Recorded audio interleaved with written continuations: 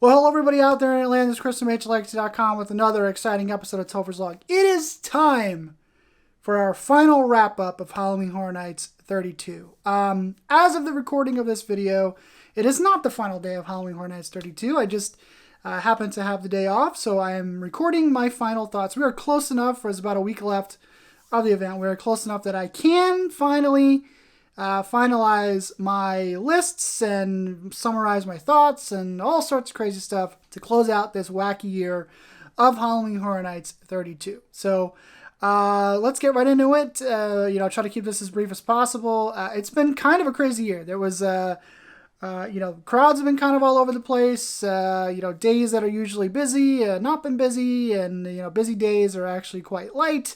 It's been an interesting year. We had a day there where masks weren't used in 3 scare zones because of a cleaning problem, from what I gather from the little birdies that talked to me, some kind of cleaning chemical that was used there for Jungle of Doom, Dark Zodiac, and Collection of Horror. Apparently was making some of Scare Actor 6, so they couldn't use masks for a day or two there. Very, very weird. The weather's been kind of nice the last couple weeks of the event. The first few weeks of the event, it was actually kind of a wet Halloween Horror Nights. It was very rainy. It was very damp. But the weather has sort of cooperated the last couple weeks. This final week of Halloween Horror Nights, the weather's going to be spectacular. It's going to get cold, or cooler, I should say, the last 3 or 4 days there of the event. Halloween itself, I think the forecast calls for like mid-80s, but like down into the 60s at night. That's as of today. The final couple days there of the event are going to be quite nice. So I started my Halloween vacation, which I usually take every year, today. But I'm not going to go out to the event today. I'm going to rest for a couple days there, because one thing that I've really learned during this year of Halloween Horror Nights is that I am getting old, and doing Halloween Horror Nights, for a long time, back to back, all those times is not good for me. My back just won't take it anymore. My knees won't take it anymore. I've worn out my new pair of shoes, so hopefully Santa Claus will bring me some new shoes for Christmas. So it's been quite an interesting year. I did things very differently this year for a couple of reasons. To sort of ease my anxieties, like I've been doing for like I did last year, and also I realized that I just kind of wanted to really enjoy the event. So I didn't do a whole lot of video this year. I took a lot of pictures. I did do that. Chucky is still punished, by the way, because my camera wants to keep tracking his face, so Chucky's punished. So that's why he's kind of facing the corner back there. So if you watched my earlier videos from earlier in the year, you know that I had to turn him backwards because the camera kept wanting to focus on his face. And I get it, Chucky, you're an attention whore, but not today. So I didn't do a whole lot. I didn't do any vlogging this year. I'll talk a little bit about that later on too, I think. But I didn't do a whole lot of vlogging. I took a lot of pictures, did my updates. I'm kind of staying off of the Twitter, the X, whatever you want to call it, a lot. Mainly focusing on my Instagram account, my Facebook account, and the Threads account there. Still doing my updates, but doing them on, or still did my updates, I should say, but doing them on there as opposed to Twitter, just because I want to stay off of Twitter right now. So did things a little bit differently. I had a lot of fun. I had a lot of fun this year. It was a fun year. I'll get more into detail about that in a minute, but it was a fun year. I did have fun. I managed to, the very beginning of the event this year, it's no secret that I've been doing therapy and stuff like that for my anxiety, depression, PTSD, all that stuff. But I set out on that goal to do it without any kind of medication, but they have since put me on medication, so that probably helped a little bit this year, is that I was able to do the event with some medications. I think that helped. I was able to, basically just kind of enjoy the event, and that's what I did.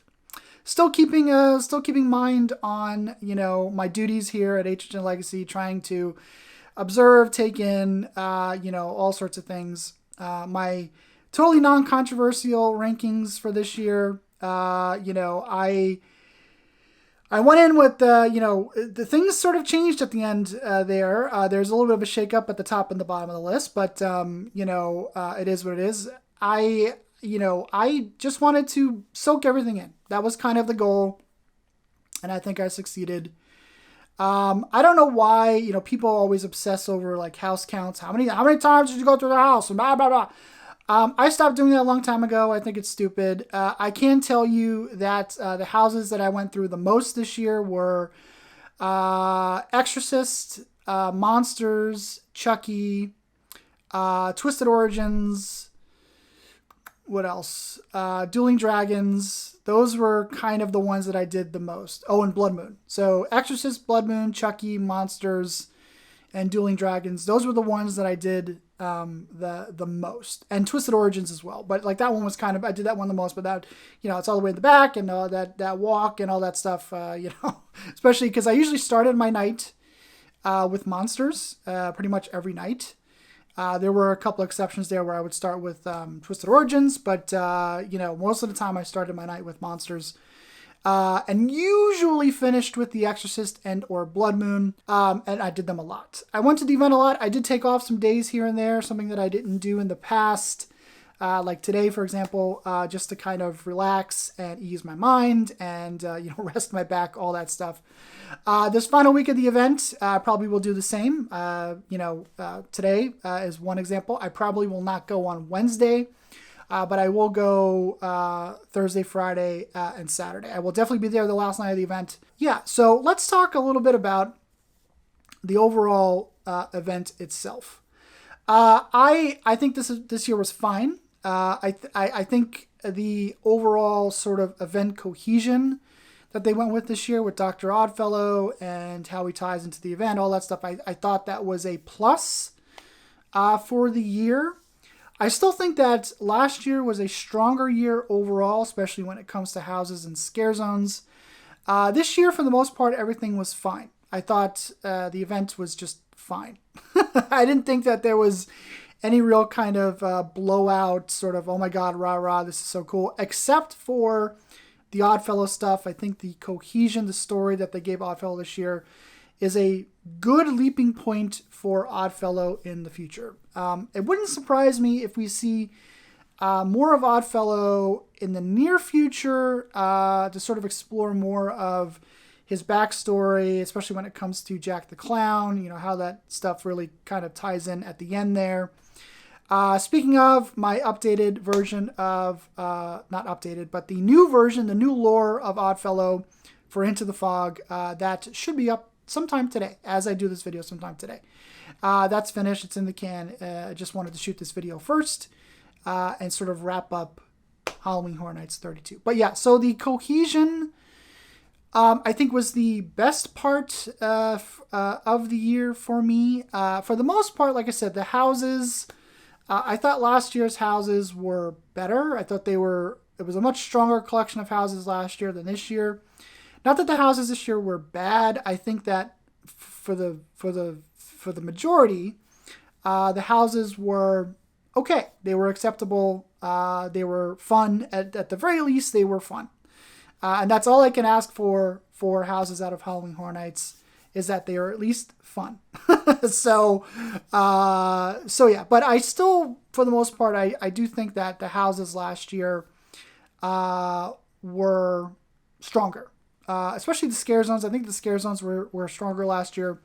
But for the most part, the houses were fine. I did not have any qualms really with the houses this year. There's one that might ruffle some feathers on my list this year because it wasn't the greatest of houses, but I thought it was one of the more fun houses that we had this year. So it's what it is. Of course, there's a lot of complaints this year about the crowds. Again, I still don't think that it was that bad. The crowds are the crowds. The flow of how people go to Halloween Horror Nights is a lot different these days. Days that are usually historically in the past that have been busy are not as busy anymore, and days that have been dead in the past are now busy. I think that is akin to the locals, and more people buying the multi-night passes, the frequent fair passes, and so on and so forth. And people are like, oh, we're not going to go on a Friday or Saturday because it's going to be busy as fuck. So they go on a Wednesday or a Thursday, and those days end up being busy. As much as I hate to say it, I still think that days when team members are allowed in, those days tend to be busier. In the past, historically, like opening weekend is pretty dead, but with the advent of the multi-night passes and more people buying those, and the team members allowed in, opening weekend tends to be very busy now. And this year, they stopped selling the frequent fair passes about like almost halfway through the event. I do think that did have an impact, especially later on. And then team members not being allowed in later on as well. I do think that did have an impact. When I was there this past Friday, it was steady, but it wasn't jammed busy. I don't know if it's because we have a lot more people now who are newer to the event, who have only been going like the past maybe 3 or 4 years. Wait times, if wait times are averaging about 45 minutes to an hour, that's not a busy night.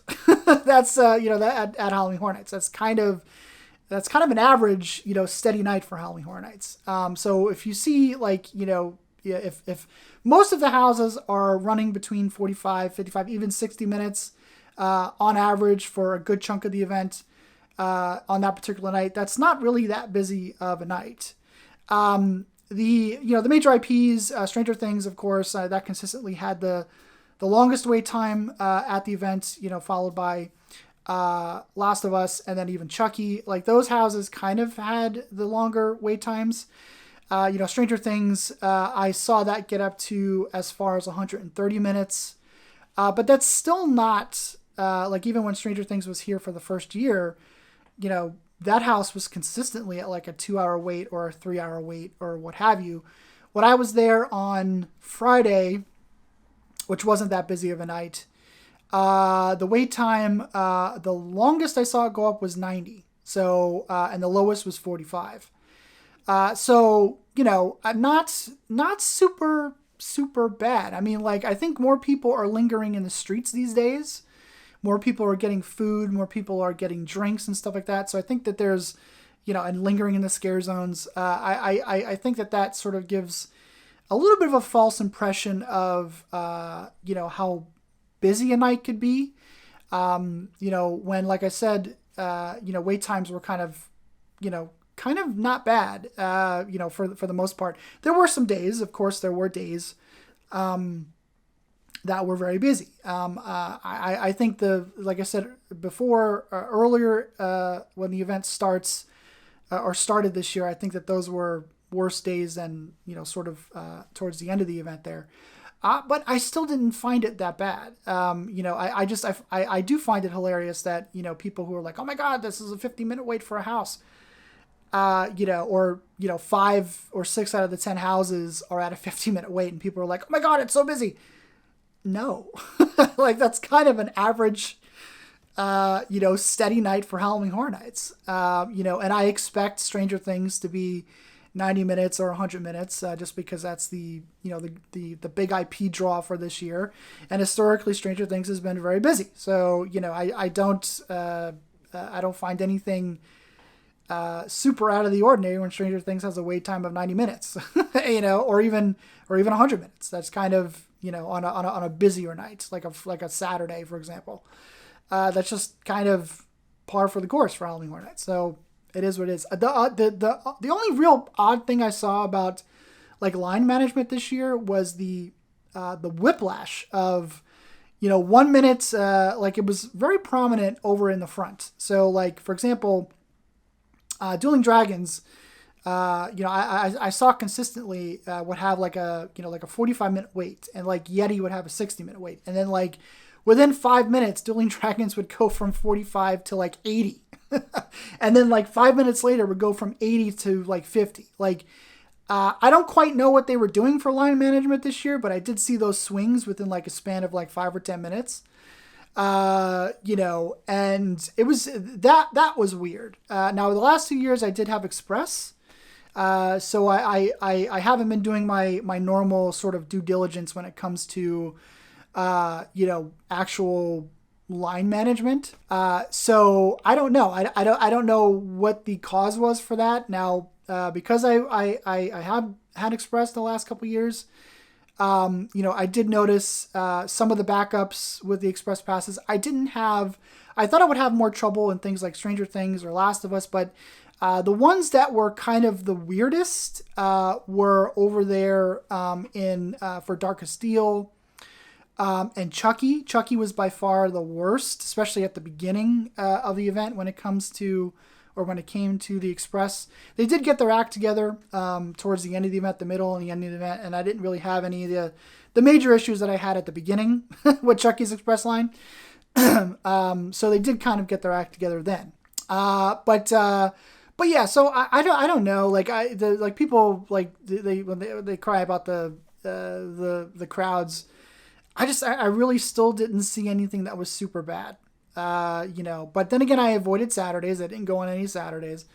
But because like last week, which, traditionally, when it comes to like Hell Week, Hell Week really hasn't been like a single week for quite a while. It's kind of like the last 2 weeks of the event leading into the final week.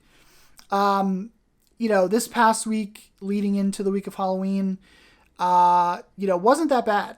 And that kind of makes me nervous for this last week because one of the other things, like in Horror Nights past, traditionally Halloween was one of the least crowded nights, but the last couple of years Halloween has been one of the more crowded nights, as well as the last night of the event. So the fact that this last week wasn't that crowded actually has me scared going into the last week, because I wonder if people are just kind of holding out until this last week, especially for Halloween and the final night of the event. Hello all, future Topher here, interrupting past Topher. Is it future Topher or is it present Topher? Because it's present on this video, but I'm shooting this in the future from when the video was shot. Somebody call James Cameron, because I have no idea. Halloween Horror Nights 32 has officially come to a close, and there's a couple of different things that I wanted to address that I didn't address in the video when I shot it over a week ago.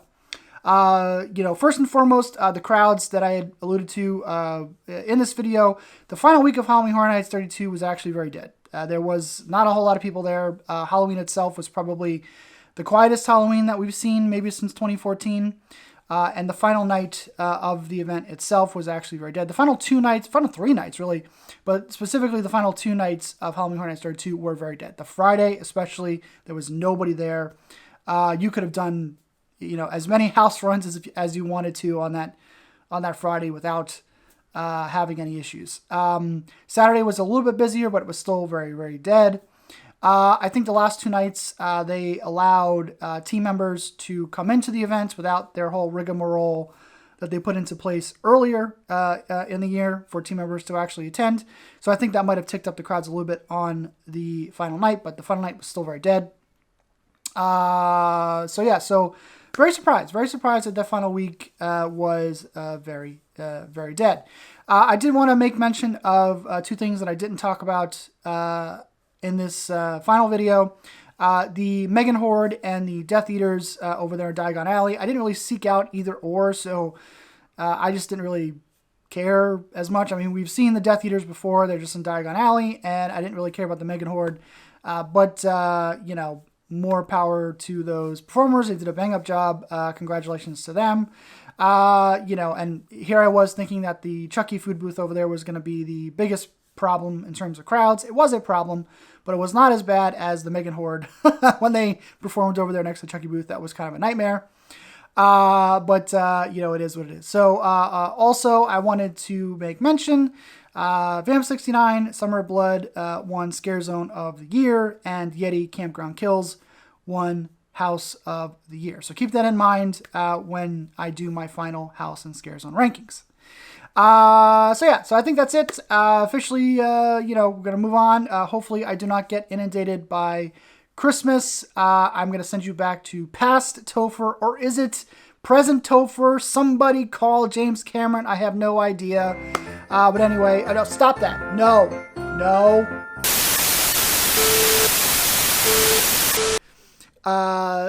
But yeah, I mean, like I said, things like the flow, how people attend Halloween Horror Nights has changed so much over the last couple years.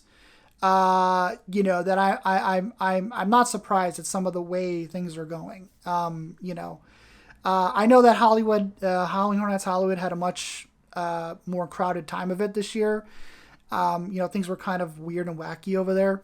But for here in Orlando, like I said, I don't know. I don't know if it's just people who are not used to some of the things from like the last, 10, 12, 13, 14 years at Halloween Horror Nights. I famously, I did a whole video on it. My first year I went to Halloween Horror Nights back in 2000 was one of the worst experiences I've ever had at anything. And I vowed never to return to Halloween Horror Nights because it was just so crowded. Like, you want to talk about, consistently crowded. Like, every house had a 3-hour wait. You couldn't walk anywhere. Like, that was truly probably the worst experience. I think in terms of crowds, I still don't think we've seen anything as close to Halloween Horror Nights 2019. I thought was really crowded. And also Halloween Horror Nights 22 and 23. I think those were 3 of the more crowded years that I've seen at Halloween Horror Nights. So Halloween Horror Nights 2012, 2013, and Halloween Horror Nights 2019. I think those were super bad. But I don't the past 3 years, 30, 31, 32. I keep hearing everybody complaining about crowds, but I just don't see the crowds that we had those couple years, and also my first year for Halloween Horror Nights 2000. So, but yeah, so let's get into the totally non-controversial final House and Scare Zone rankings. So coming in at number 10, probably going to get me into a lot of trouble, is going to be Universal Monsters Unmasked.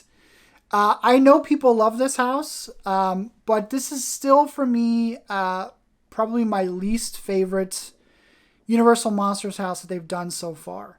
The costumes are great. The sets are fine, but like I said, I think the lighting was just too muted in here. And it kind of took away from my sort of awe of the sort of sets that are in there. I still like the sets from last year better. I thought the story was kind of muddled, which took away. Hi, Ivory. That's my cat.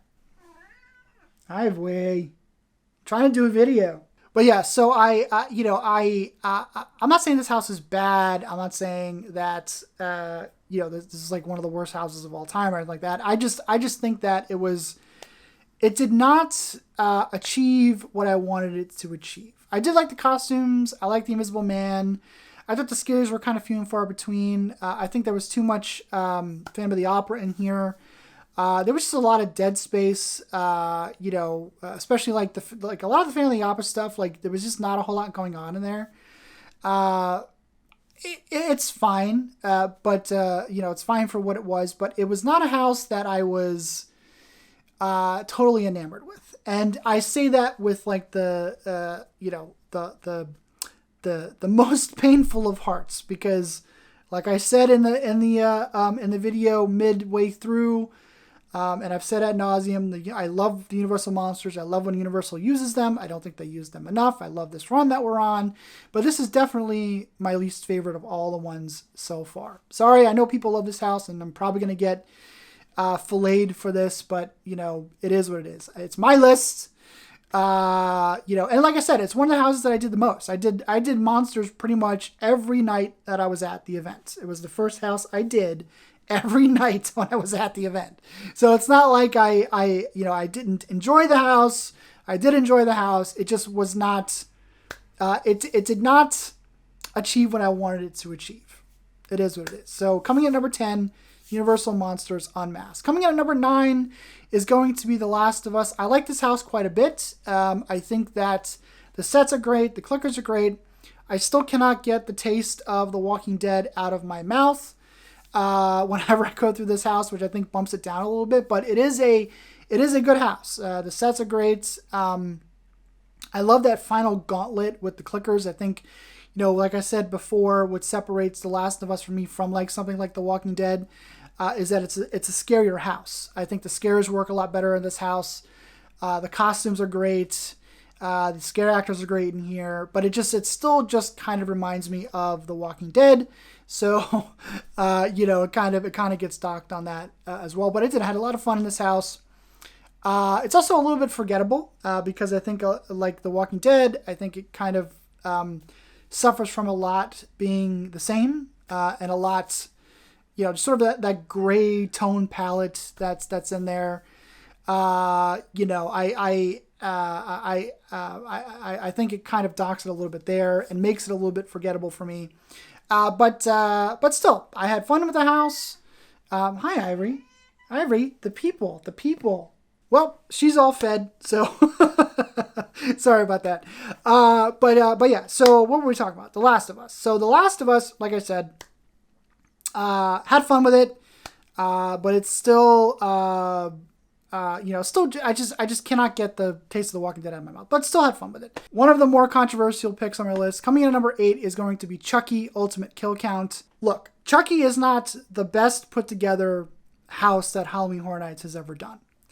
I said in the earlier video this year that if you really latch on to the story and know what's going on and how the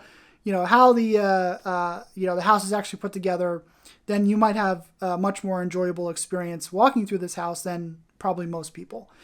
But what I really like about this house is that it's just fun. This house is fun. The cast is great. I love the big head Chuckies. I love the comedy elements in this house. Every time I went through Chucky, I had a lot of fun. Looking at all, his kills and the puppets. I thought the Chucky puppets were great. With the puppeteers that were able to do it. One of my favorite little sort of moments in the house. I think sometimes it wasn't working, but when you walk through like the little kitchen area, the little Chucky feet that go under the cabinet after the old lady is killed when she falls on the dishwasher. I always got a kick out of that. Of course, Chucky has a gat. The last couple of weeks when I was running through the house, always made sure to hit the gat. Too much to the surprise of the people behind me and the people in front of me, of course. But I had a lot of fun with Chucky. It was just a fun house to walk through. And this is one of the houses where I think that the cast elevated the house for me. I thought the Chucky cast killed it every single time. They brought the energy. You could tell they were having fun with the house, and I think that kind of spilled out throughout the course of the experience. Probably going to get me into a lot of trouble, but Chucky comes in at number 8. Coming in at number 7 is going to be Stranger Things, based on season 4. This one was always up and down for me. It really depended on the cast. But I love the sets in here. I love how they sort of nailed this abridged version of season 4. Yes, there's no Hopper, but I thought everything else was great. The Vecnas were great. They were very... Hi, Ivory. The people. I'm talking. But I thought the Vecnas were great. I thought that the grandness of some of these sets really came through. Vecna's lair, the sort of Dustin and Eddie on top of the trailer, like that whole thing. And scary too. Like it does. I thought the Vecnas did well when they hid. When he was hidden very well. Just a great overall experience. Probably my favorite of the 3 Stranger Things houses that we've had so far. And between Stranger Things and The Last of Us, I think this one was the stronger of the 2. Some people might disagree with me there, but I had a lot more fun in terms of the 2 big IPs in Stranger Things than I did with The Last of Us. But I love the costuming. Like I said, costuming, makeup, the lighting. The one downfall that I did have with Stranger Things was like the drop cloths. I thought that was kind of a lazy addition. for the construction of the house. But overall, I had a lot of fun with it. So Stranger Things coming in at number 7. Coming in number 6 is going to be Yeti Campground Kills. One that kind of didn't go up, didn't go down for me. It kind of stayed in that general area. Still a lot of fun, a lot of great scares. The Yeti costumes are great. I still think it's Universal's version of Cocaine Bear. Still just kind of feels like that for me. But still a lot of fun. If it wasn't for Chucky, probably would be the sort of comedy, dark comedy house of the year. I love the setting, of course, the Shadow Creek campgrounds, which I've said before is a nod to Cary, Ohio. But yeah, great. It's bloody, gory. The Yetis were great. The costumes were great. It was, just a fun overall experience. So Yeti coming in at number 6. Coming in number 5 is going to be The Darkest Deal. Now, The Darkest Deal is one that I think grew on me the most when it comes to the event. I think I placed it at number 5 or 6 earlier in the event. Not that I didn't like it, but I think this is the one that sort of I grasped onto the most, that sort of rose in terms of, oh my God, like the story is great, the setting is great, the scare actors are great in here. Like I said, I love the fact that we just straight up go through hell at the end of the house. I think that's great. The costume is here. One thing I did notice is that at the very beginning, the actual devil with the contract, he used to hold it at the very beginning of the event, or he held it. But then, like, as the event went on, it was just kind of plastered onto the wall. After that, Ivory, the people. Do you like Darkest Steel too? Huh? No comment. But yeah. So the I love the story. I think the story is great. I think this is probably one of their stronger stories that they've done for a house. In a while. Just a great overall scary. A lot of great scares in here. A lot of good energy from the scare actors in here. But yeah, so I love this house. Pine Straw Spruce. The end of the event, I still can't say the name. Pine Straw Spruce. But just a great overall house. So Darkest Steel coming in at number 5. Coming in at number 4 is going to be Dueling Dragons Choose Thy Fate. I still love this house. Don't care what anybody says. I think that they translated this, as perfectly as they could. And we're talking facades. Of course, the facade to this house is the Enchanted Oak Tavern, which Merlin has been transformed into. I love the battle, sort of the dark, fairy tale going on here. Kind of apropos because I chose to read Stephen King's fairy tale in the middle of all this. And I don't know, it was I wasn't planning on doing it, but it sort of happened, and a dark fairy tale type thing. All the effects in here, the sort of embedded LED effects that they have going on here, I think is great. The costuming, just the nostalgia bait that this thing was, just hit me all in the feels at the right time. I love this house. And great scares too. I thought the house had great scares. I thought the scare actors had fantastic energy in here. Unabashedly love this house. I don't care. Haters, bring it on. I love what they did here. It threw me for a loop because I wasn't really quite sure what to expect, for what they were going to do in here. I thought they did a great job. Right, Ivory? You like Dueling Dragons? Yeah, see, she likes Dueling Dragons too.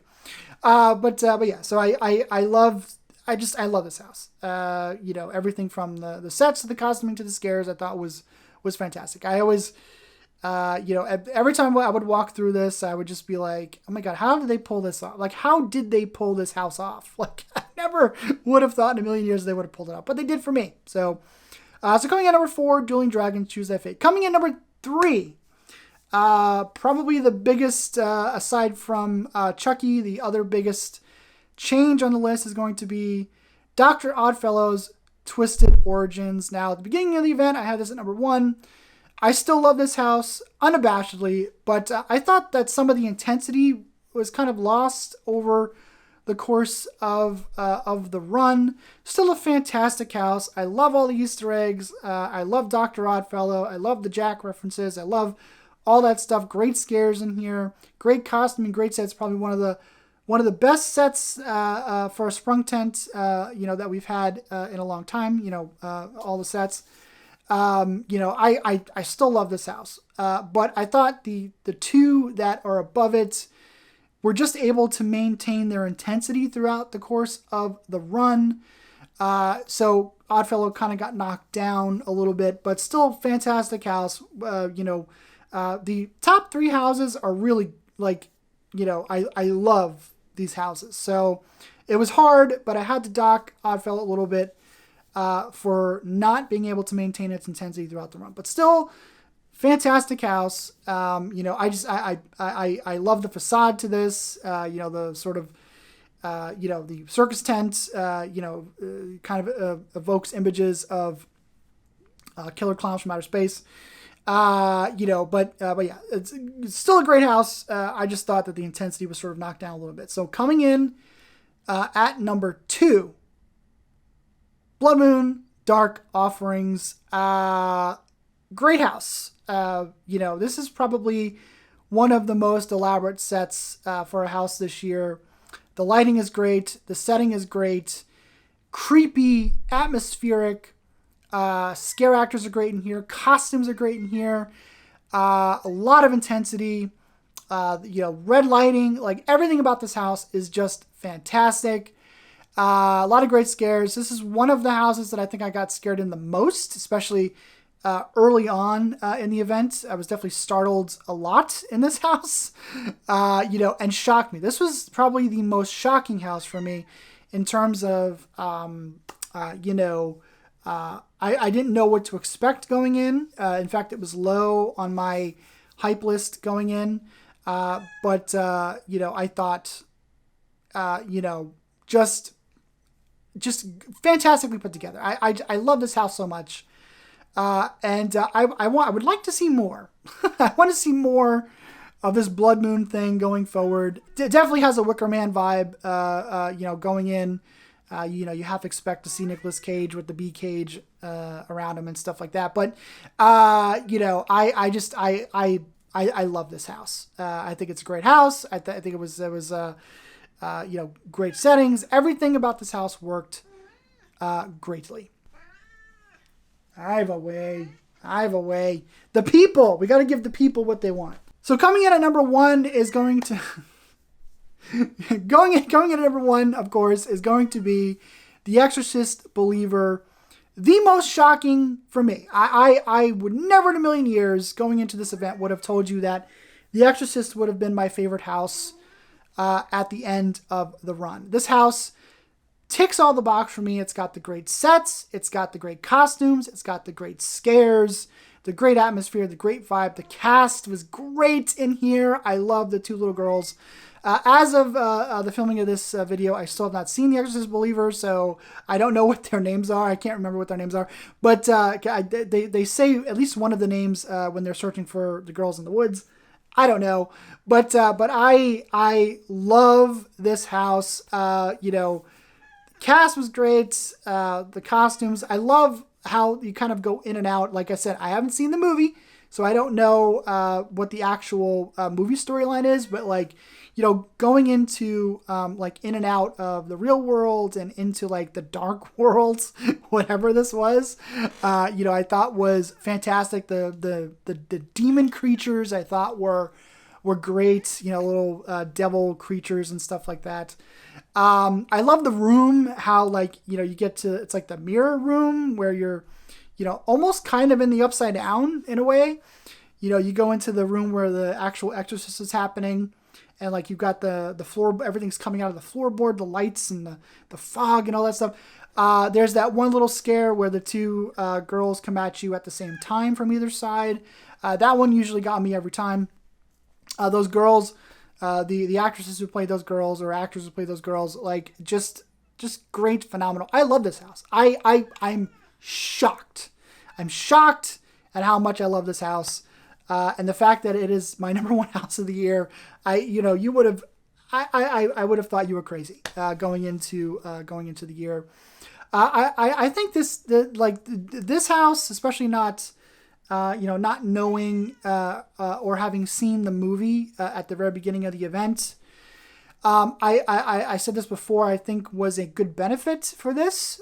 This could be any, doing like their own version of like a Nightmare on Elm Street, like the Dream Walkers, or the Camp Blood back there in 2007. Doing their own version of The Exorcist. That's kind of what this feels like, especially still not having seen The Exorcist Believer. It's still it feels like that to me. It feels like they just did their own version of an Exorcist sequel, which I love, and the execution is great. So that works to its benefit. So The Exorcist Believer, my favorite house at the event this year. So let's talk a little bit about the scare zones. Like I said, the scare zones I thought were not as strong as last year's, but I still had a good time. Coming in dead last still is going to be Oddfellow's Collection of Horror up there in the front. It just still feels like the introductory scare zone to me. Not a whole lot going on. I love the costumes in here. Oddfellow's great. His little spiel that he does is great, but still just kind of the introductory scare zone. Coming in number 4 is going to be Dark Zodiac. I love the costumes here. I love the chainsaw people I thought were great. But still not my favorite scare zone. Right, Ivory? Right? Oh, now you don't want to talk. The people want to know, what was your favorite scare zone this year? No? Okay, now she doesn't want to talk. Well, yeah, now you want to talk. So Dark Zodiac coming in at number 4. Coming in at number 3 is going to be Shipyard 32, Horrors Unhinged, a scare zone that kind of, I liked more and more over the course of the event, especially getting into all the, nitty gritty of the lore that's going on in there, all the different creatures from different Horror Nights past. It still has an issue with the sort of funnel neck of people walking through there, as well as some of the staff in there were just like very aggressive when it came to, wanting to stop for like a minute to take a photo or whatever. They were just kind of really aggressive in there. But I like the scare zone a lot. I love the sort of the, still the crane and the broken box and all that stuff. I thought that stuff worked really well. So that's number 3. Coming in number 2 is going to be Jungle of Doom Expedition Horror. I love the costumes here. The story, of course, with Oddfellow. I thought the actors were great in here. It is the Central Park Scare Zone, so it does fall under the same sort of downfall that Shipyard 32 does, where there's often a lot of people in there. But a great zone, great lighting, great story, Oddfellow, all that stuff. Loved Jungle of Doom Expedition Horror. Coming in number 1, Vamp 69, Summer of Blood. I love this zone. The energy in here is fantastic. The music, the scare actors, everything in this zone worked for me wholeheartedly. I love this zone. I also love, like, even down to the little detail about how some of the cast is wearing like Zodiac t-shirts. I thought is great. The tie into Oddfellow, because Oddfellow's in the scare zone. And ties into his overall story and stuff like that. Like, I thought all that stuff was great. The attention to detail was fantastic. The scare actors, the energy they brought every single time. The music in this scare zone is probably some of my favorite music that they've done, for a scare zone in quite some time. And even like the first music loop, the first song you hear on the loop, is Age of Aquarius, which I think is a great little nod to Oddfellow. And of course we've got the I'm Your Venus song in there as well. But the first song on that loop is Age of Aquarius. Like, if you're ever waiting over there, in the stay-in screen for the New York area, and when the music switches over, the first song on that loop is Age of Aquarius, which is just fantastic for the Oddfellow stuff. I love this scare zone. I thought everything like came together. And I'm not a fan of the Vamp franchise. But this one, I loved. I loved Vamp 85 as well, but I think this one was a better scare zone than Vamp 85. I just thought this one came together perfectly, and it's one of my favorite scare zones that they've done in New York so far. So that's it. So let's quickly recap. So for houses, coming at number 10 is going to be Universal Monsters Unmasked. Coming at number 9 is going to be The Last of Us. Coming at number 8 is going to be Chucky Ultimate Kill Count. Number 7, Stranger Things, based on Season 4. Number 6, Yeti, Campground Kills. Number 5, The Darkest Deal. Number 4, Dueling Dragons, Choose Thy Fate. Number 3, Dr. Oddfellows, Twisted Origins. Number 2, Blood Moon, Dark Offerings. Number 1, The Exorcist Believer, Scare Zones. Dr. Oddfellows Collection of Horror, number 5. Number 4, Dark Zodiac. Number 3, Shipyard 32, Horrors Unhinged. Number 2, Jungle of Doom, Expedition Horror. And number 1, Vamp 69, Summer of Blood. So those are my lists. Those are some of my thoughts on this year for Halloween Horror Nights 32. I had a good year. It was a fun year. I don't think it was the end-all, be-all of years. I did have some issues here and there for the most part, but I'm going to give Halloween Horror Nights 32 a B-. I think it was on the lower end of a B- this year, but it still was just enough. There was still just enough good to sort of get it over that C+ hump for me at the end of the day to a B-. I know my list might ruffle some feathers, but I don't care. It's my list. What did you guys think? What did you guys, did you have fun this year? What were your favorite houses? What were your favorite scare zones? I think that with the houses specifically, I think there is enough breathing room that I think this is one of those years where a lot of people's lists are going to be all over the place. I think that it's also a stronger year than we've had in a while for original content. I think original houses this year were the standouts as opposed to the IP houses this year. With the exception of The Exorcist on my list, of course. But I think that I think it was a stronger year this year for original content than IP houses. So that's it. Halloween Horror Nights 32 is ending. At least it's going to end this coming Saturday. As of filming of this video, it's over. So I'm going to claim that it's over. It's over. So we move on to Halloween Horror Nights 33. Which again, I try to cut these people off, but they still want to tell me things. And hearing a little bit already about Halloween Horror Nights 33, I think a lot of people are going to like some of the things that are already being discussed and or planned for Halloween Horror Nights 33. Shows, I briefly, before I leave, I did not see Nightmare Fuel again in person. I did watch it online. I am not one, I've said this before, to go run out and see the shows. I'm at Halloween Horror Nights for the scare zones, for the houses, for the horror, for the spooky. It's fine. It is what it is. Go off. I hope you all enjoyed Halloween Nightmare Fuel. It is what it is. So I'm not going to really talk about it just because I didn't see it in person, and that would be unfair. But, it is what it is. Halloween Horror Nights, Halloween Nightmare Fuel, it is what it is. So I think that's going to do it for me. Going forward, I'm still, working on myself, doing my therapy thing, now doing it with the medications. I don't know if I will be doing a lot of in-park vlogs for the foreseeable future. I just... if I do any kind of updating, it's going to be on my Instagram, on the Facebook, on the Threads thing in picture form, maybe some short form videos, in that aspect. But in terms of the full-fledged edited in-park vlogs, I think those are going to cease a little bit. I'll probably take a little bit of a break, going to the parks for a little bit. Just because, we've been at the parks a lot the past couple of months. And it has been a long season. Halloween Horror Nights 32 was long, but it is over. We move on to Halloween Horror Nights 33. This has been a long video. Thank you, as usual, to everybody who has continued to support and follow me throughout this season. I am making some changes, especially when it comes to people that I follow, people that I interact with in this space.